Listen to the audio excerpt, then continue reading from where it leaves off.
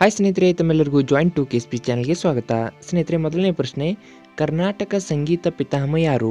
Options: ಕನಕದಾಸರು, ಕಾಳಿದಾಸರು, ಪುರಂದರದಾಸರು, ತ್ಯಾಗರಾಜರು. ಸರಿಯಾದ ಉತ್ತರ ಪುರಂದರದಾಸರು. ಪುರಂದರದಾಸರನ್ನು ಕರ್ನಾಟಕ ಸಂಗೀತ ಪಿತಾಮಹ ಎಂದು ಕರೆಯುತ್ತೇವೆ. ಎರಡನೇ ಪ್ರಶ್ನೆ, ಭಾರತದ ಹಸಿರು ಕ್ರಾಂತಿ ಪಿತಾಮಹ ಎಂದು ಯಾರನ್ನು ಕರೆಯುತ್ತಾರೆ? Options: Norman Borlaug, Verghese Kurien, S A. Patil, M S. Swaminathan. ಇಲ್ಲಿ ಸರಿಯಾದಂತಹ ಉತ್ತರ ಎಂ.ಎಸ್. ಸ್ವಾಮಿನಾಥನ್. ಇವರನ್ನು ಭಾರತದ ಹಸಿರು ಕ್ರಾಂತಿಯ ಪಿತಾಮಹ ಎಂದು ಕರೆಯುತ್ತೇವೆ. ಇನ್ನು ನಾರ್ಮನ್ ಬೋರ್ಲಾಂಗ್ ಇವರನ್ನು ಪ್ರಪಂಚದ ಹಸಿರು ಕ್ರಾಂತಿಯ ಪಿತಾಮಹ ಎಂದು ಕರೆಯುತ್ತೇವೆ. ಮೂರನೇ ಪ್ರಶ್ನೆ, ಯಾವ ನದಿ ಎತ್ತಿನ ಹೊಳೆ ಯೋಜನೆಗೆ ಸಂಬಂಧಿಸಿದೆ? ಆಪ್ಷನ್ಸ್: ಶರಾವತಿ, ನೇತ್ರಾವತಿ, ಕಾವೇರಿ, ಗೋದಾವರಿ. ಇಲ್ಲಿ ಸರಿಯಾದ ಉತ್ತರ ನೇತ್ರಾವತಿ ನದಿಯು ಎತ್ತಿನ ಹೊಳೆ ಯೋಜನೆಗೆ ಸಂಬಂಧಿಸಿದೆ.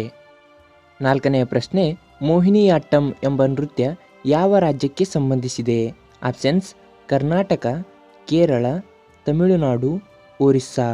ಇಲ್ಲಿ ಸರಿಯಾದಂತಹ ಉತ್ತರ ಕೇರಳ. ಈ ಮೋಹಿನಿಯಾಟ್ಟಂ ಇದು ಕೇರಳ ರಾಜ್ಯಕ್ಕೆ ಸಂಬಂಧಿಸಿದ ನೃತ್ಯವಾಗಿದೆ.